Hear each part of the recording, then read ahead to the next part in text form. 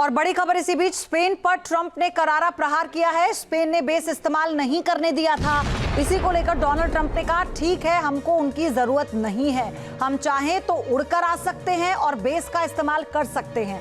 ये Donald Trump कह रहे हैं। दरअसल स्पेन ने साफ इनकार कर दिया था अपने बेस के इस्तेमाल करने को। अब इसी को लेकर ईगो पर डोनाल्ड ट्रंप ने ले लिया है और उन्होंने कहा कि हम उड़कर भी आ सकते हैं।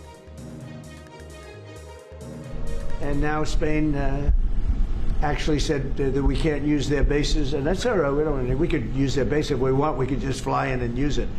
Nobody's going to tell us not to use it. तो स्पेन ने ट्रंप की धमकियों का जवाब दे दिया है। संभावित परिणामों से निपटने में सक्षम है, ये स्पेन कह रहा है। हमारे पास आवश्यक संसाधन मौजूद हैं।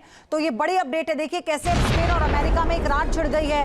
अपना स्पेस इस्तेमाल करने से मना करने के बाद डोनाल्ड ट्रंप ने कहा, कोई जरूरत नहीं, हमें जरूरत नहीं है, हम उड़ के जा सकते हैं। स्पेन ने कहा कि हमारे पास भी संभावित पूरे परिणामों से निपटने के लिए संसाधन है, हम सक्षम हैं, आवश्यक संसाधन मौजूद है। ये स्पेन की तरफ से कहा गया। तो डोनाल्ड ट्रंप लगता है किसी को छोड़ने के मूड में है नहीं। पंगा लेने की उनकी पुरानी आदत है और वही वो कर रहे हैं।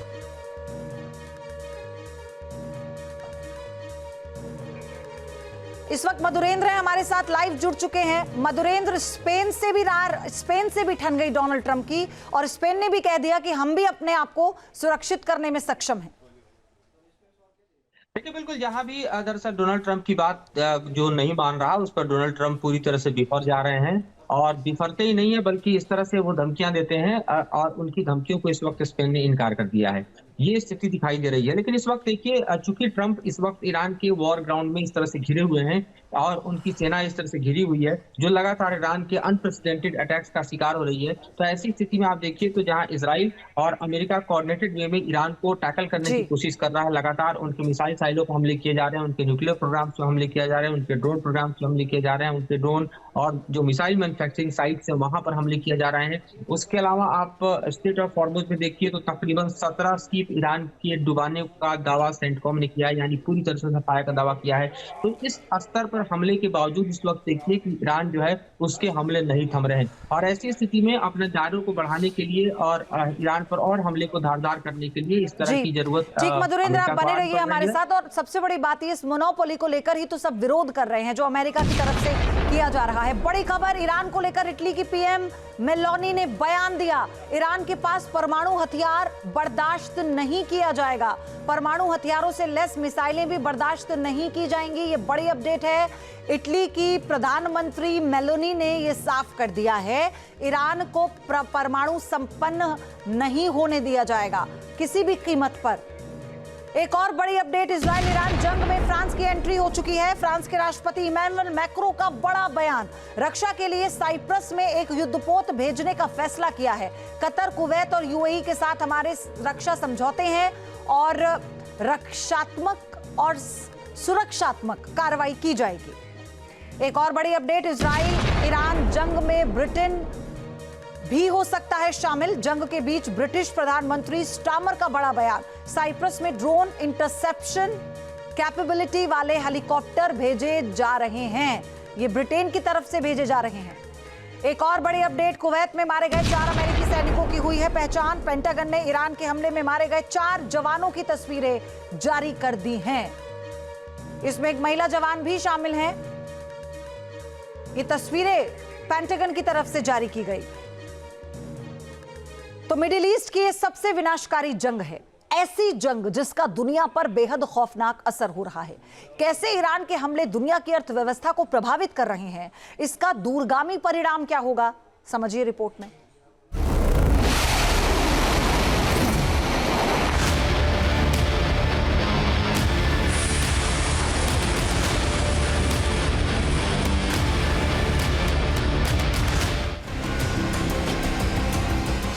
जलते टैंकर और जलती ऑयल रिफाइनरी की ये तस्वीरें खौफनाक हैं। ये संकेत है आने वाले तूफान का। लड़ाई मिडिल ईस्ट पर वर्चस्व की है और खेल सिमट कर आ गया है तेल का। तेल पर आर पार होगा विनाशकारी वर्ल्ड वॉर। एक्सपर्ट का कहना है कि सऊदी की ऑयल रिफाइनरी पर हमला सिर्फ ट्रेलर है, अभी असली भू राजनीतिक तूफान बाकी है। इस ऑयल रिफाइनरी पर 2021 में भी हुतियों ने हमला किया था, जिसका व्यापक असर हुआ था। एक्सपर्ट्स के मुताबिक सऊदी रिफाइनरी पर हमला एक बड़ा एस्केलेशन का कदम हो सकता है। चिंता की बात यह कि वैश्विक ऊर्जा सप्लाई चेन पूरी तरह से घेराबंदी में है। सऊदी की रास तनूरा रिफाइनरी पर यह हमला और कतर का गैस उत्पादन रोकना इस बात का साफ संकेत है कि ऊर्जा बाजार एक बड़े झटके के मुहाने पर खड़ा है। एक तो लगातार ऑयल फैसिलिटी को निशाना बनाया जा रहा है, इसके अलावा हॉर्मुज स्ट्रेट को बंद कर दिया गया है, इसका व्यापक असर हो रहा है।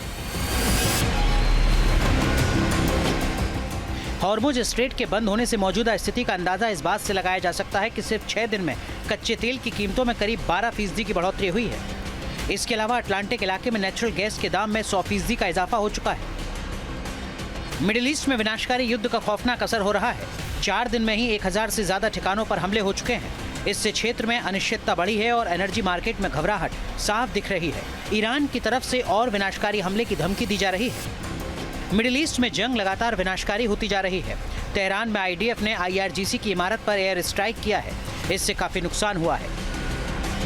जंग में सबसे ज्यादा ईरान के ड्रोन कारगर साबित हो रहे हैं। वो लगातार अपने टारगेट को हिट कर रहे हैं। ईरान के यही ड्रोन हॉर्मुज स्ट्रेट और मिडिल ईस्ट के ऑयल रिफाइनरी पर काल बनकर टूट रहे हैं। इसका असर भारत पर भी होना तय है। भारत अपनी जरूरत का लगभग 88% कच्चा तेल आयात करता है। कुल आयात का आधे से अधिक हिस्सा पश्चिमी एशिया से आता है और इसका बड़ा भाग हॉर्मुज स्ट्रेट से होकर गुजरता है। बताया जाता है कि हॉर्मुज स्ट्रेट से भारत का 15% तेल व्यापार होता है। भारत के पास फिलहाल 40-45 दिन की जरूरत पूरी करने लायक कच्चे तेल का भंडार मौजूद है, लेकिन चिंता की बात यह कि स्थिति लगातार बिगड़ती जा रही है। आने वाले दिन पूरी दुनिया के लिए ऊर्जा सुरक्षा के लिहाज से बेहद खौफनाक होने वाले हैं। सवाल इस जंग में रूस और चीन जैसी महाशक्तियों का भी है। अगर दोनों देशों ने आने वाले दिनों में ईरान का समर्थन करने का फैसला किया तो क्या होगा? क्या मिडिल ईस्ट और तेल पर टोटल कंट्रोल की जंग वर्ल्ड वॉर करवा कर रहेगी? Team news nation.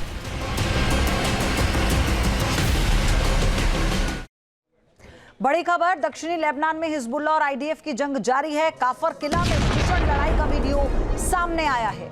तो आईडीएफ और हिजबुल्लाह भी एक दूसरे पर वार पलटवार से पीछे नहीं है। प्रॉक्सी ईरान का और इजराइल का दुश्मन। एक और बड़ी खबर, लेबनान में ईरानी प्रतिनिधियों को आईडीएफ की चेतावनी। आपके पास लेबनान छोड़ने के लिए सिर्फ 24 घंटे का समय है, वरना बाद में हमला किया जाएगा। आईडीएफ ने लेबनान छोड़ने के लिए प्रतिनिधियों को चेतावनी दे दी है।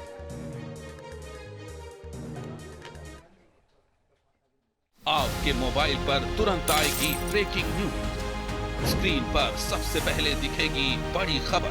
देश दुनिया की हर खबर एक जगह। अब आपके मोबाइल पर तुरंत फटाफट इंस्टॉल कीजिए न्यूज़ नेशन ऐप और रखिए खुद को अपडेट। आपके मोबाइल पर तुरंत आएगी ब्रेकिंग न्यूज। स्क्रीन पर सबसे पहले दिखेगी बड़ी खबर। देश दुनिया की हर खबर एक जगह। अब आपके मोबाइल पर तुरंत फटाफट इंस्टॉल कीजिए न्यूज़ नेशन ऐप और रखिए खुद को अपडेट।